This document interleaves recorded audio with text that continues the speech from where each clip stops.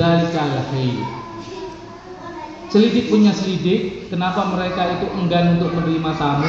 Karena sayyid, karena kepala daripada kepala sukunya itu ludigha, disengat. Fasa'au lahu bikulli syai'in. Maka orang-orang di kampung itu melakukan segala upaya cara untuk menyembuhkannya. La yanfa'uhu syai'un, tetapi tidak bermanfaat cara-cara mereka itu. Faqala ba'duhum, maka berkatalah sebagian mereka itu dari suku-suku itu, lau ataitum haula'i rahtah alladziina nazalu la'allahu ayyakuna inda ba'dihim syai'un.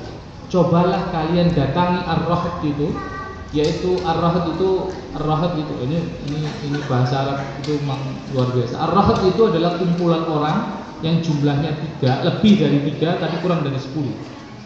Berarti kita tahu bahwa ini para sahabat berbagian, berkelompok, jumlahnya lebih dari 3 tapi kurang dari 10.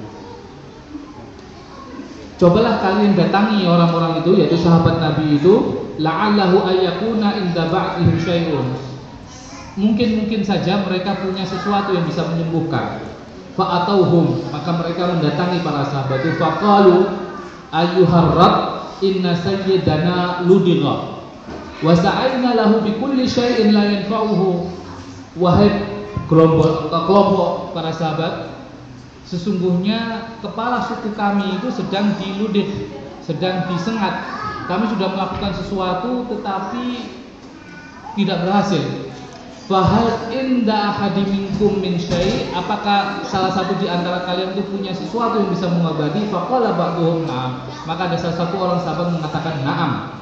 Wallahi inni la'arqa, demi Allah saya akan menyembuhkannya. Walakin, walakin wallah istad'afnakum falam tudayyafuna. Kami itu telah meminta kalian agar kami menjadi tamu, tapi kamu nggak mau menjamu. Biasa kan orang safar, lapar, nggak ada yang jamu, sakit hati para sahabat biasanya. Fama ana biraqin, maka aku tidak akan mengobatinya hatta taj'alu lana ju'lan, sampai kalian memberikan kepada kami ju'lan, upah. Ju'lan itu upah. Kemudian berunding ini, fasalahuhum, maka mereka berunding sampai sepakat. Fasalahuhum ala qati'in minal ghanam, sampai mereka bersepakat ju'lannya adalah sekumpulan ghanam. Nah, ini bahasa qati' itu tidak tentu jumlah kambingnya. Qati' itu adalah segerombolan kambing yang kalau kambingnya satu ke sana, yang lainnya ikut. Kalau kambing satu ke sana, lainnya ikut, maka jumlah yang ikut itu disebut qati'. Nah, ini makanya bahasa kambing setahun, 2 tahun, 3 tahun berbeda-beda. Kentut itu jenisnya ada 15 kentut. Kentut yang cukup. Qati' ini kambing, kumpulan kambing, kalau satu ke sana mereka ikut ke sana. Ini jumlahnya nggak tentu, jumlahnya nggak tentu. Fantalaka yadkhulu alaihi, maka mereka pergi kemudian menyembuhkan. Kemudian apa yang dibaca? Yadkhulu itu ditiupkan oleh sahabat itu, wa yaqra, dan membaca alhamdulillahirabbil alamin, yaitu membaca surat Al-Fatihah. Faka'annama nusyita min iqal, fantalaqa yamshi wa ma bihi qalabah. Faka'annama nusyita min iqal, maka seakan-akan sayyidnya itu, si kepala suku itu giat lagi, cerah lagi, giat lagi min iqal, soal dia itu terlepas dari iqal, dari apa? Belenggu. Fantalaqa yamshi, dia pergi jalan, langsung jalan. Wa ma bihi qalabah, dan dia tidak menemukan suatu qalabah, lukanya enggak ada. Hebat. Fa'aufuhum ju'lahum alladhi salahuhum alaihi, maka diberikanlah ju'lannya, upahnya itu. Kemudian mereka membagi, iktasamu. Sekarang kata para sahabat lain, ya kita udah dapat ghanam, qati' banyak, sekarang kita bagi. Kemudian yang raqa, yang meruqyah bilang, la naf'al hatta na'ti Rasulullah SAW. Jangan kalian bagi sampai kita bertemu dengan Rasulullah SAW. Bagaimana kita lihat pendapat Rasulullah SAW? Maka dikabarkan kepada Rasulullah Kemudian Rasul mengatakan, wa ma yadrika annaha ruqyah. Apakah kalian tidak tahu bahwa sesungguhnya Al-Fatihah itu adalah ruqyah, adalah surat-surat untuk penyembuh.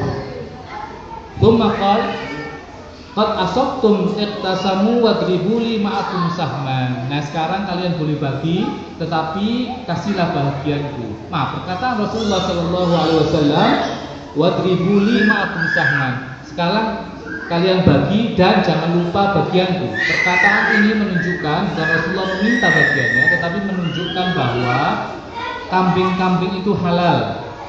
Sampai-sampai Rasulullah Sallallahu Alaihi Wasallam meminta bagiannya, mau makan. Rasulullah sampai mau makan dari bagiannya itu. Berarti boleh kita menyembuhkan kemudian meminta upah.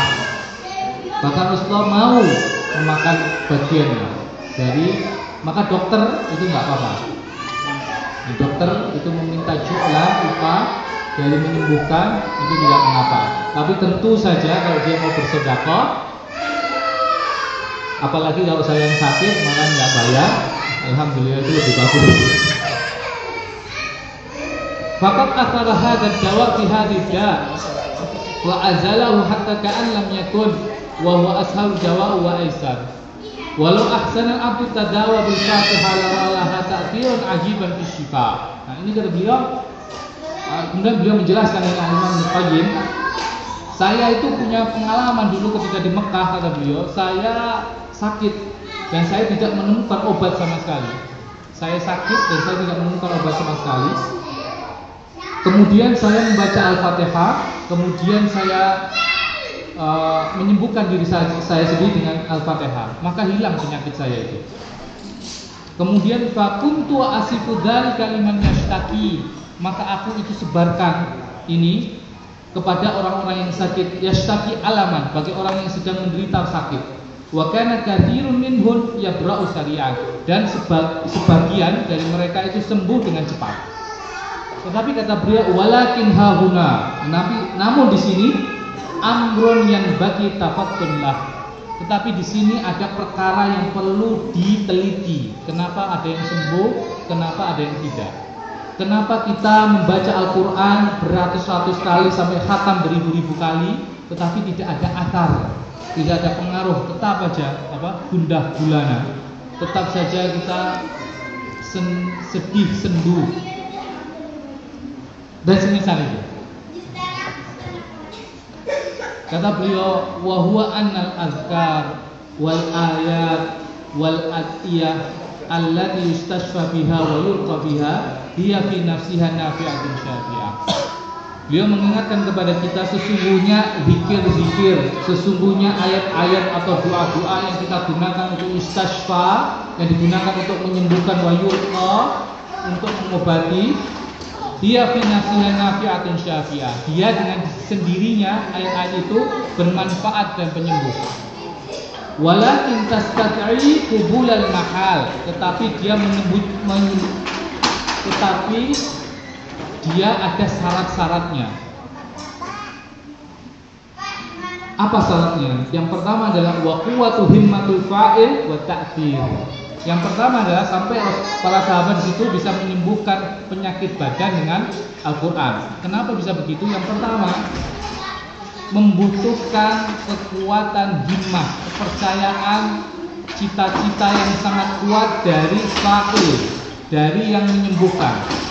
Tapi kalau kita ingin menyembuhkan seseorang, tapi kita tidak yakin ini bisa sembuh apa nggak bisa sembuh, nggak yakin sama sekali, maka hakul yakin pasti nggak akan sembuh. Sama saja dengan saya sedih, saya membaca Al-Quran, tapi dalam hati kalau saya baca, masa bisa sedih saya hilang? Sama, nggak mungkin. Itu yang pertama. Yang kedua adalah ini ada begitu. Famata takhallufu syifa kana li dha'f ta'thir fa'il. Maka ada kalanya kapan-kapan bahwa itu tidak bisa sembuh itu karena lemahnya pengaruh dari yang melakukan kesembuhan itu. Ada dokter menyembuhkan tapi nggak yakin. Ini kalau saya suntik dia sembuh apa enggak ya? Suntik enggak, bingung dia. Maka nggak akan sembuh. Itu yang pertama. Yang kedua adalah auli adamil qubuli munfa'al. atau tidak adanya penerimaan dari yang disembuhkan manfaatnya. Sama, yang menyembuhkan antusias sekali, yakin sekali. Ini kalau bapak ibu tak suntik ini pasti sembuh. Tetapi yang sakit nggak bisa, dok, saya sudah disuntik 200 kali nggak akan sembuh. Ada sugesti, maka tidak akan sembuh. Yang pertama ada ta'thir al-fa'il, pengaruh dari orang yang menyembuhkan. Yang kedua adalah kekuatan dari munfa'alnya, yang disembuhkan. Dan yang ketiga adalah, kata beliau, au limani qawiyyin fihi yamna'u an yanjahu fihi dawa. Ada perkara-perkara lain yang mungkin mencegah dari obat itu untuk menyembuhkan. Contoh, sama aja dengan obat fisik. Kalau kita flu, kalau dikasih Dikulgen, obat itu biasanya sembuh. Tapi ada syaratnya. Syaratnya adalah istirahat. Tapi kalau bapak ibu minum Dikulgen sampai 20 kali, tapi tetap hujan-hujan, insya Allah tidak akan sembuh. Maka ada faktor-faktor luar yang harus dipertimbangkan. Begitu juga ini disebut oleh beliau. Begitu juga sebenarnya adalah penyakit-penyakit fisia, penyakit-penyakit badan itu sama dengan penyakit rohani. Penyakit badan itu ada obat yang mujarab kalau tepat. Ada obat yang tidak mujarab kalau tidak tepat. Misalnya obat-obat untuk orang bule itu tidak tepat untuk orang Asia di kita. Karena faktor cuaca, faktor gen, dan faktor-faktor lainnya. Nah, tiga syarat itu harus ada kalau kita ingin menyembuhkan diri, baik untuk penyakit rohani maupun penyakit jasmani dengan Al-Quran. Wa kadzalika doa, ini penting. Kata beliau, begitu juga untuk doa. Ini kadang kita berdoa berkali-kali kepada Allah SWT, tetapi kita merasa tidak dikabulkan oleh Allah SWT. Fa innahu min aqwal asbab fi daf'il makruh wa husulil matlub. Sesungguhnya doa itu adalah sekuat-kuatnya cara untuk menolak dari sesuatu yang tidak kita kehendaki dan untuk mendapatkan sesuatu yang kita inginkan. Walakin, tetapi qad yatakhallufu anhu atharuhu. Tetapi kadang pengaruhnya tidak ada sama sekali. Kita berdoa sampai ratusan kali, tetapi ketika itu juga kita merasa tidak pernah dikabulkan oleh Allah SWT. Imma, mungkin lidha'fi fi nafsi bi ayyakuna du'a'u la yuhibbullah lima fihi minal udwan. Maka ada kemungkinan doa kita tidak diterima karena lemahnya doa itu. Nah, bagaimana doa yang lemah? Doa yang lemah, kata beliau Imam Nuqayyim mengatakan salah satunya adalah doa itu adalah doa yang tidak disukai oleh Allah SWT, karena doa itu berisi permusuhan. Misalnya, ada orang hutang pada kita nggak bayar-bayar. Saking marahnya kita berdoa semoga dia ketabrak. Ini adalah doa yang penuh dengan udwan, permusuhan. Tidak pernah oleh Allah SWT akan dikabulkan, karena dalam isinya penuh permusuhan dan penuh. Ada lagi kata Rasulullah SAW, doa yang tidak pernah dikabulkan oleh Allah dan doa yang penuh permusuhan dan doa untuk memutuskan silaturahim. Itu tidak akan pernah dikabulkan oleh Allah. Maka doa kita ada kalanya tidak didengar karena isinya lemah. Isi doa itu lemah. Yang kedua, wa imma li dha'fil qalbi wa adami iqbali 'ala Allah wa jam'iyatihi 'alaihi waqti du'a. Ada kalanya lemah hati ketika kita melakukan doa dan tidak ada